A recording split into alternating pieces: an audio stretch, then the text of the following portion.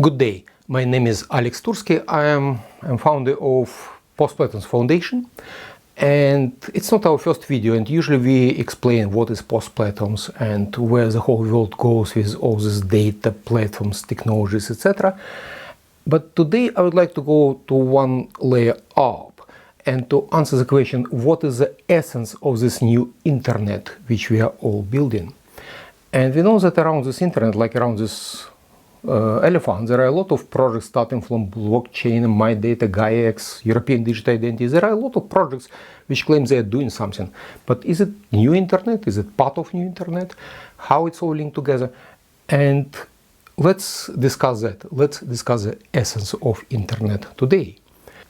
In this presentation, I will refer to our previous slides, and those of you who've seen our previous presentation will see some of these elements, but here I'll go much further, but yet I have to start from the beginning, otherwise those who watch our video for the first time would not understand it. So usually we start this discussion from the history of the web. You know, good old web as it was 30 years ago, web server on the left, web browser on the right. At first it was static system, so you just could review some files on this service, but then it became dynamic, so we started to put some database behind it. These databases started to grow, they became bigger, until we got platforms. And these platforms became so big that they totally occupied the whole segments on the market. For example, Facebook in social network, or YouTube in video booking, or in hotel environment. And it became a problem. It became a problem, and we thought, okay, how can we deal with that? And actually, that's the essence of our PostPlatforms initiative. We would like to cut this data from platforms. If we cut data from platforms and we return it back to hotels, to people, to organizations, to machines, then we are not dependent on platforms. We can change platforms easily. Today I can put my message on Facebook, it will land on my pod, of course, and then tomorrow I can discuss the same post with other people through LinkedIn or whatever. So we are not dependent on platforms, which is great. Because of that, it will be a lot of new platforms which will come to the market. And we always saw that this simple idea is so obvious that people should smile and say, yeah, it's a great idea. Why didn't we think about it before? In reality, it didn't happen. In reality, whenever I tell the story, most specialists, they tell me, Alex, this is not possible. It's not possible to disconnect data from platforms. It's a very difficult task. And it seems that is the most important question. Can we disconnect data from platforms? Can we really do it?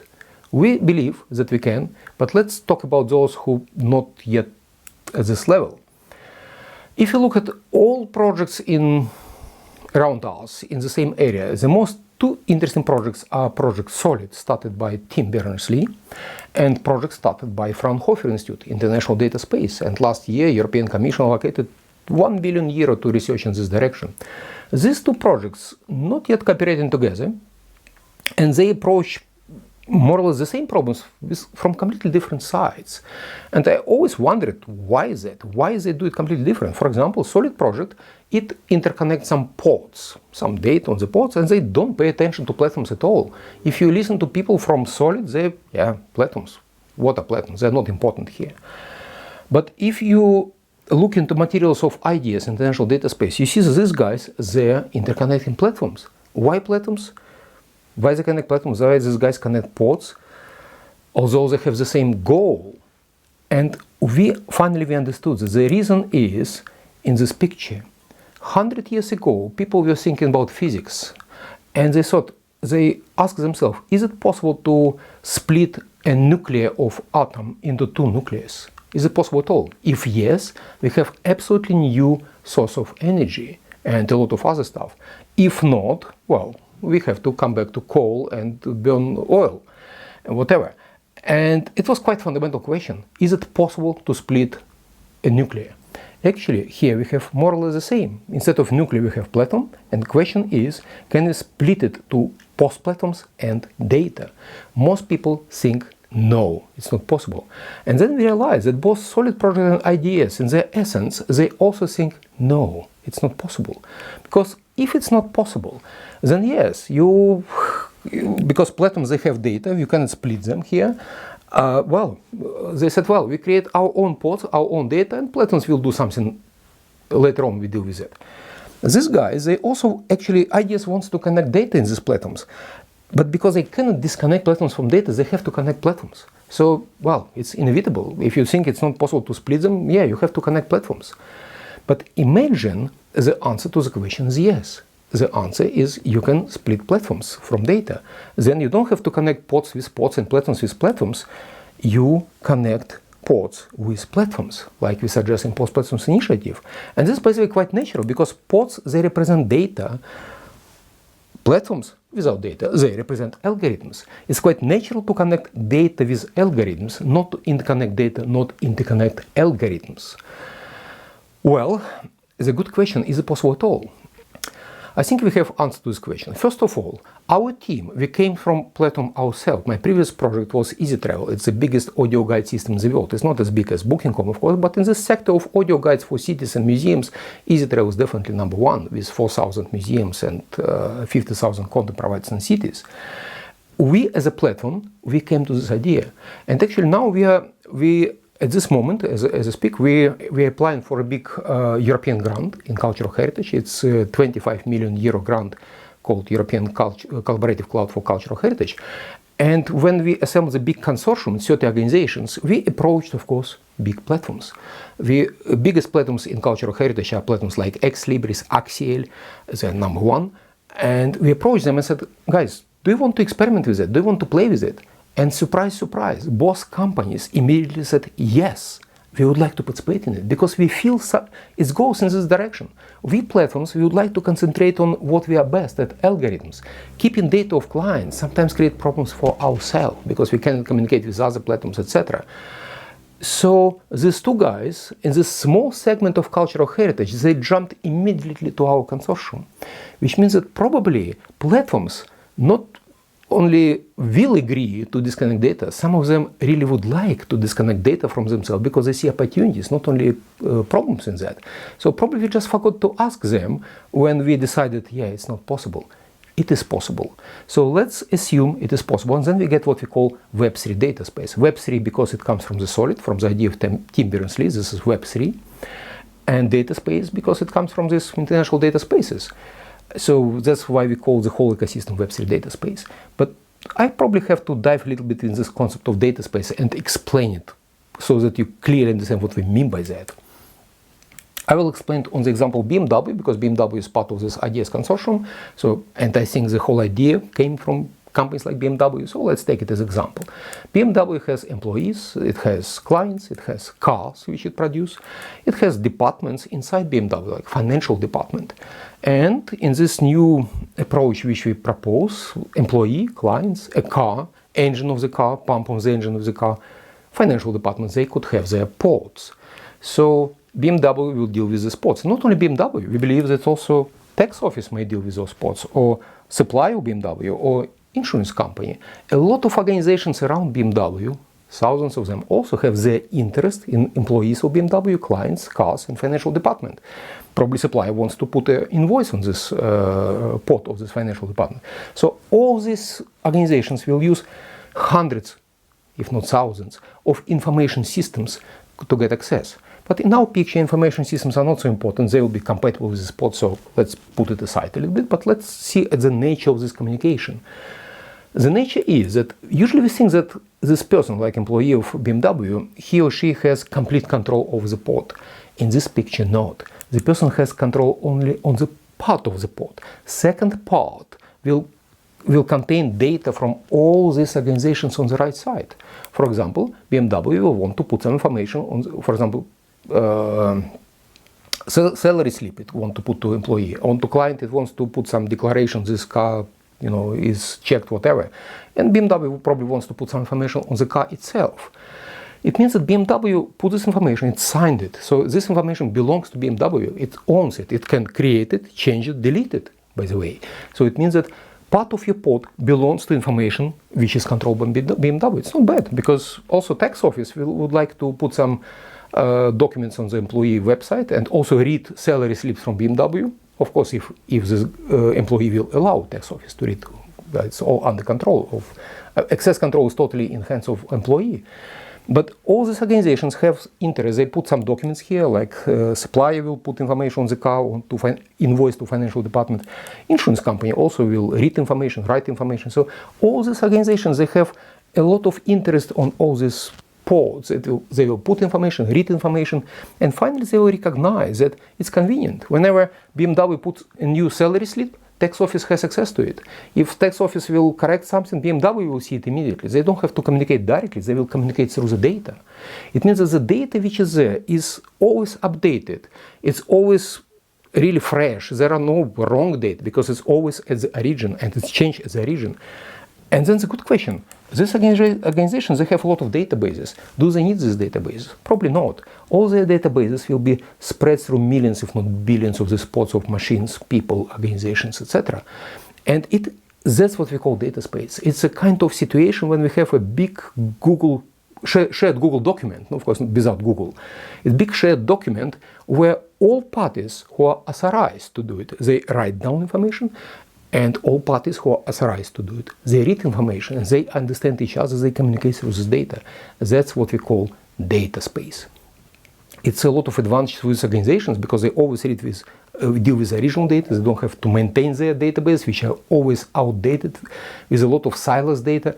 Probably because when BMW tells everybody that we are suffering from 800 information system, it's not they're suffering from 800 information systems, they're suffering from 800 data silos. I guess with this revolution, BMW will have not 800 but 8,000 information systems. Probably in the same financial department, different employees of BMW will choose different systems. Somebody will choose SAP, another will choose Microsoft or Oracle, whatever. It doesn't matter. They all will deal with the same financial department. So amount of information systems will probably even grow, but they will work exactly with the same data. So BMW will not suffer from 800 information systems. It will enjoy it because data is in one place. And so clients of BMW will enjoy. Tax office, suppliers, all stakeholders around BMW will be happy because they always deal with original, fresh data and they can affect it if they can affect, etc., etc. So that's our definition of data space.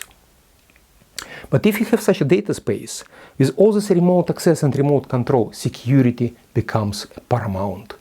And let's look at security, history of security. If today we're talking about internet, the internet itself as TCP/IP was created without any security in mind. I spent myself 5 years with some microsystems working on IPsec 20 years ago without any success. It was a disaster. IP protocol is still unsecured and VPN doesn't exist in mass scale. Email, it's without security. We are suffering from it. Web technology created by Tim Berners-Lee, he created it totally without any security in mind. Later on we tried to put SSL on top of that. It doesn't work. It works, but it's halfway solution. So question is that if we create this Web3, why don't we put it on the solid foundation of security, real security? But what does it mean to put on the solid foundation of security? It means that we provide keys to people. Every person should have a key on the hardware, on the SIM card, on the telephone, on USB but it should be hardware key. And person will have a certificate of the public key, which should be, of course, signed by public infrastructure, but we don't, at this moment, we are not going to dive so deep in that. What is important that with one key, a person should sign, encrypt, vote, or get money from bank, or open any doors in the office, at home, in the hotel, or start a car, rental car. Imagine you come to the new city, you see a car for rent, you just approach and open, and you go with it. You don't have to sign contract to get another special card to deal with this card of this network. No, you do it with your own key. That's the real secure world as we see it. So that's what we need to build. And that's why security and digital identity becomes a very essential part of this data space. Well, in Europe, we have a great project European Data Space, which is about building data space, but we also have a great project called European Digital ID. These two projects are not interconnected. Even more, in European Data Space they invent some identity mechanism, but also in European Digital Identity they invent some pods, data pods, they call it wallet. Well, it's just small pod. But so they reinvent the bike without knowing about each other, they reinvent it again and again. So our idea, we need not only to merge solid and ideas in one data space, we also need to merge European data space and European data projects. Then it will become complete system. Well, let's move on. Next stop in our in our movement towards understanding the essence of internet is long-term preservation. This idea came not from BMW or industrial environments, they don't care for it. It came from cultural heritage institutions. They ask us a very simple question. It's very nice that we have a lot of platforms as a museum, but what about 500 years of long-term preservation? Can you do it? Well, we know that no platform will survive 500 years. So answer is no. And then museums say, yeah, guys, but we need to keep our data 500 years, 1,000 years. How can we do it if platforms will be gone in 20 years? It's a big existential question for cultural institutions. And then I said, wow, probably we can resolve it because, first of all, we don't depend on that. So if particular supplier, well, for example, cannot use Oracle, Oracle got bankrupt, well, they just use Microsoft or whatever to access the same port of the financial department of BMW. So we don't depend on the schema from platforms. Very good. So it's already kind of long-term sustainability. But what about port? Well, probably financial department of BMW keeps it on Amazon. And then if we keep two synchronized copies on Microsoft Azure Dropbox, then at the moment when, let's say 50 years later, if BMW survives 50 years, if Amazon disappears, and then probably Microsoft Azure will replace it, and then BMW will hire Google to be number 3. So we see that these things are interchangeable, these ports also interchangeable. This is a way to keep your data 500 years. And just think about it, that organizations will not have to think about backup systems. Data will be stored in a natural way, which brings us to the first answer to the question, what is the essence of your internet? Before that, it's about transfer of data. But now it's about preserving data forever.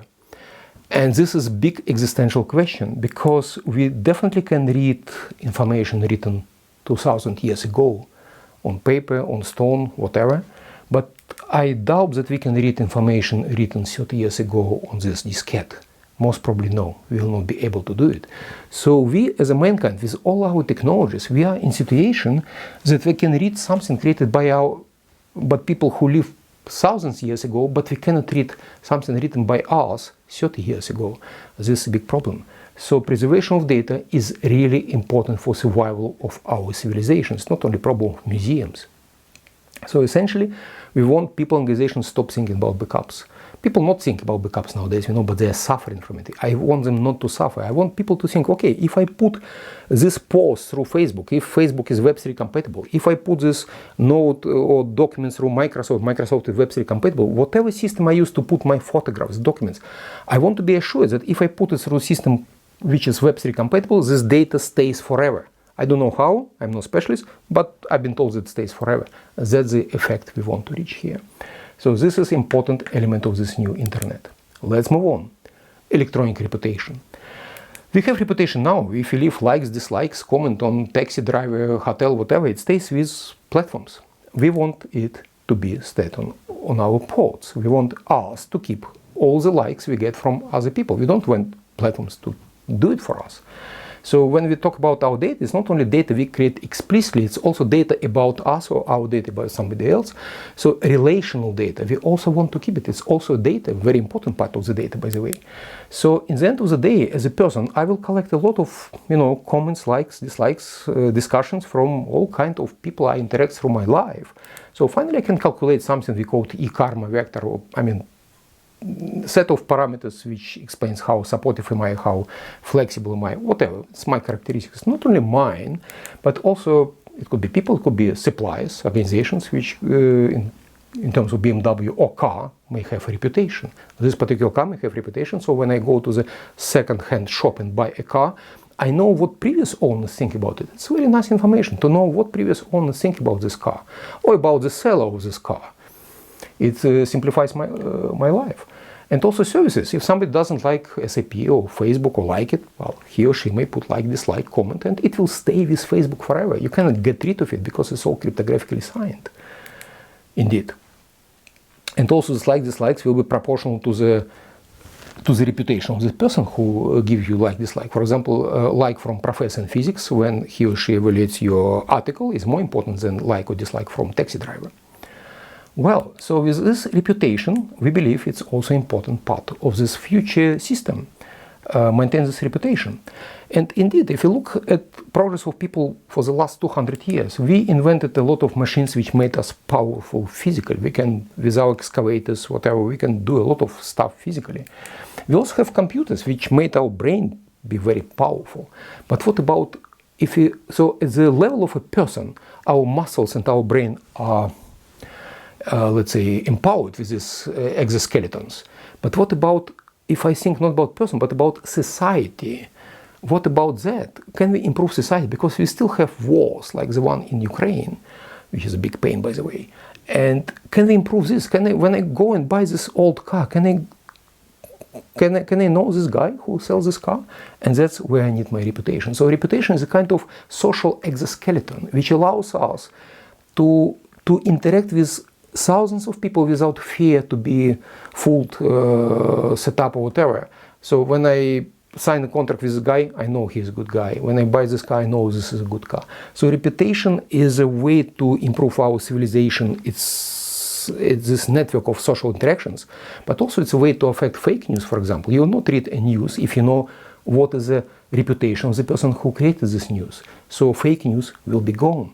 And also it will affect our political life, our social life. It will be not possible for politicians to fool people because we know who is this guy. We know all his karma. If he made some bad things, we will know everything about this guy. So I guess it leads to the war, to the world without wars and without lies, etc. So reputation is also an important part of this new internet. Well, and the final third element of this new internet, we recognize if you look at our telephone, that's my telephone, I just took a picture, and I see that most of applications here are not to make some calculations like this calculator, but most of them to access something, to access calendar, to access audio guides, to access notes, to access taxi or timetable of trains, or access my router. So we use most of our application to access something on the telephone. Well, but what about the world? There is a world. Why don't access things directly? If there is a car, I want to access it and hire it, or this boat, or book this particular restaurant, just point it and get it, or rent this flat.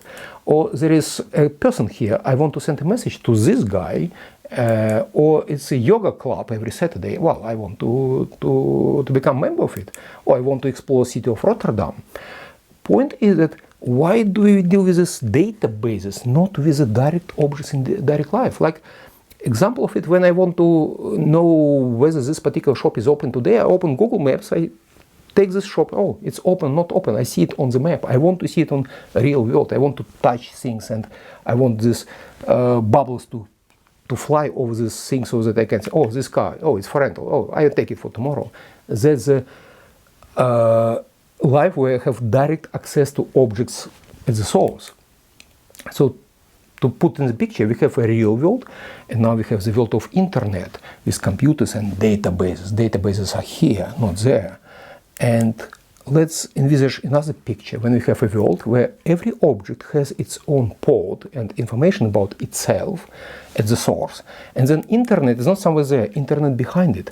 Internet allows us, through our computers and telephones, to access directly information specifically on this object. So it's a direct access to the physical objects, or virtual objects, but to objects, and we can deal with them. We can write down information if you're allowed, or read information at the object. And if somebody booked this car just 5 minutes ago, I will know it immediately about this car. And if I leave information that this car has a scratch, yeah, other people will see it immediately that it has a scratch.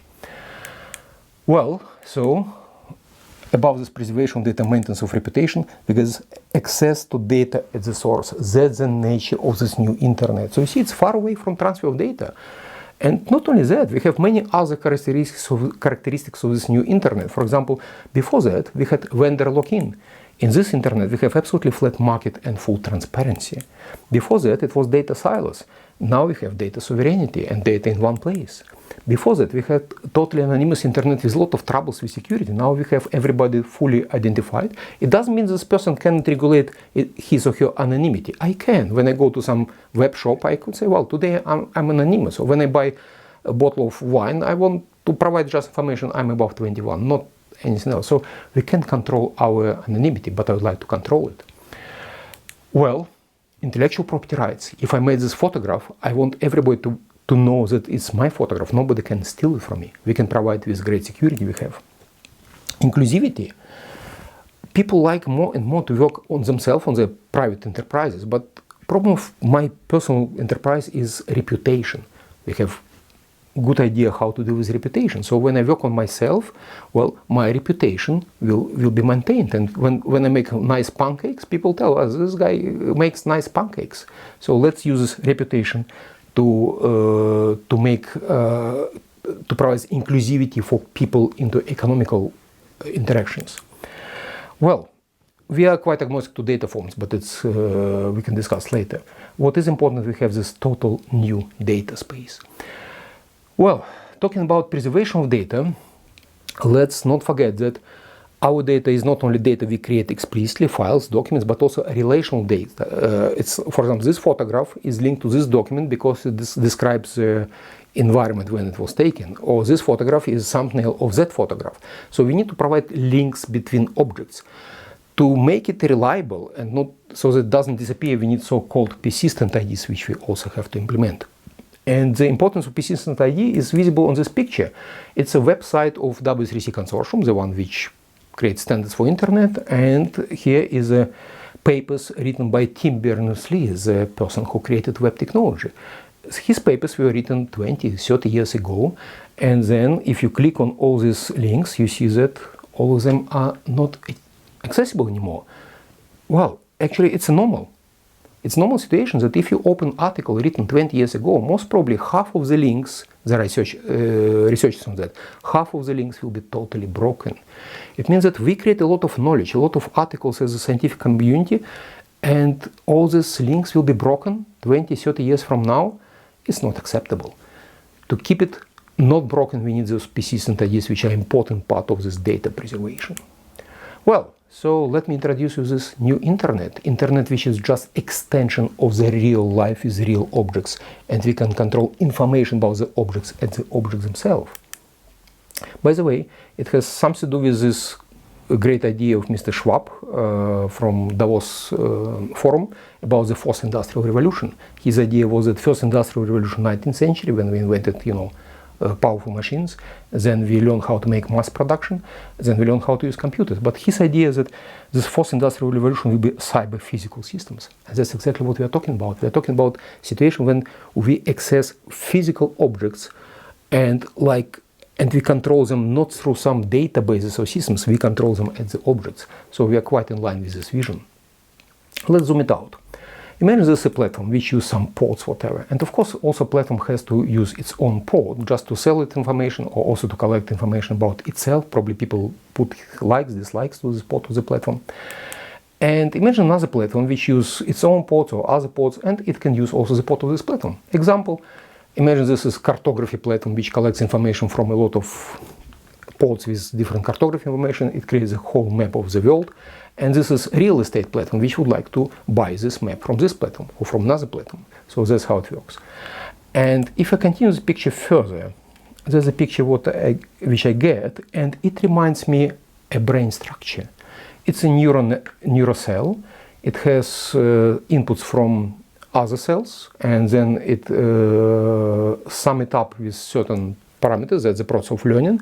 And then through the axon, it gives it its own information away, only one, let's say, piece of information which goes to all other neurocells. It's a structure of the brain. So we started this discussion about data and we ended up with the structure of the brain. Let's zoom out a little bit and see how we came here. We came from the databases. Databases are very rigid structures. And by the way, from the other side, software developers, they also started from, languages like Fortran or Pascal, whatever, which were quite structured languages, and the algorithms were very rigid. And now they also ended up with neural network. So it seems that from both sides, from side of algorithm and side of data, we came to the neural network-like looking structure. So we start from rigid systems and we ended up with quite fuzzy logic systems. Well, which makes me believe that probably nature of internet is a kind of new brain. Why not? Well, another point of view on internet, if we compared it with American frontier, if you look at American frontier for the in the history, we will see that in 18th century and beginning of 19th century, it was a kind of the world of pioneers. So people went to the West for freedom, and everybody could take whatever he wants, any land, and you know, Mr. Colt was the only one who was my friend. And then in 19th century, big corporations came, railroads, cattle companies. These guys became powerful. They even had their police, their prisons. I guess they issued their passports, as far as I remember. And finally, people find it not convenient, because when police serves to railway company, it's not police, it's just bandits. They report to the manager of the railway company. People wanted to have police which reports to people, not to railway company. So finally, in 20th century, Wild West became civilized. So they got law and order. And if you look at another frontier called Internet frontier, we more or less follow the same logic. In the beginning, it was Wild Web. 1990s, it was like pioneers. Everybody is free, nobody knows who you are, you can do whatever you want. Then platforms came to the market, and now you can get passport from Facebook or Google. Actually, Facebook can put you to prison. Imagine you're a famous blogger, you invested all your life, all your efforts to create this community of thousands of people who read your blogs on Facebook. And then for whatever reasons, and I know such cases, Facebook puts you to prison, meaning that Facebook said no, for 1 month you cannot put anything on Facebook. So your clients will not read about you, they will forget about you while you are sitting in the prison. What can you do? It's private companies, they can do whatever they want. We don't like it. We don't like private companies to put us to prison, to give us passports and to control us wherever we go. Facebook passport is very convenient, but if you use it on thousands of other websites, Facebook will know where you go. Do you want it? Probably not. You want to have just your own passport so that nobody knows where you go. So this wild capitalism was a nice stage in development, but we need law and order. That's what we call the world of PostPlatforms, the new internet. So it's also an interesting point of view on the development of internet as internet frontier. So to sum it up, ancient Greeks saw that world exists of 4 elements: earth, water, air, fire. Thanks to physics, we know that the world exists of only 2 elements, energy and information. We know a lot about energy, but it seems that we just started to discover the natural laws of data. So my presentation was about that, about this second element of reality. Well, so these were my ideas about this object called internet. I guess it raised a lot of questions. Please come up to us, and we are PostPlatforms Foundation, it's non-for-profit, we are open to everybody, and we would like to discuss this stuff with you. So thank you very much. I hope it was interesting set of ideas for you, and I would like to continue talking to you. Thank you. Bye.